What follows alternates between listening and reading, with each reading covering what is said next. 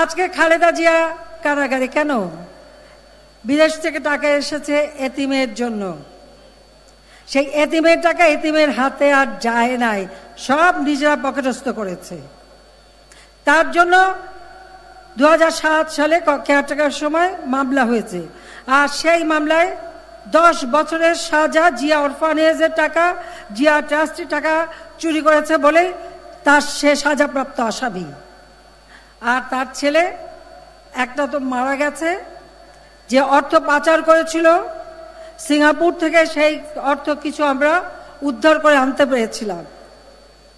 আর একজন কুলাঙ্গার বানিয়ে রেখে গেছে জিয়াউর রহমান, সে এখন লন্ডনে বসে আছে। সে গেল কেন লন্ডনে?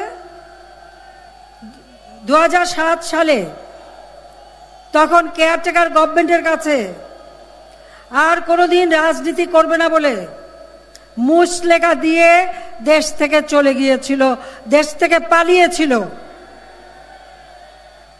আর এখন সেখানে বসে রাজার হালে থাকে, আর দেশের ভিতরে যত বোমাবাজি, যত খুন খারাপি, যত রকমের নাশকতা কাজ, সেগুলি পরিচালনা করে।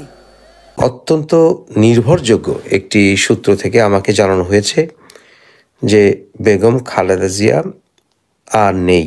তবে এখন পর্যন্ত আমার কাছে যে সংবাদ আছে সেটি বাংলাদেশের একটি পুলিশ মাধ্যম থেকে, এবং সেখানে ব্যক্তিগতভাবে আমাকে জানানো হয়েছে যে বেগম খালেদা জিয়া উনি মারা গেছেন, এবং উনি যেখানে আছেন সেখানে আশেপাশে মানুষকে অনুপ্রবেশের ক্ষেত্রে বাধা নিষেধ দেওয়া হচ্ছে।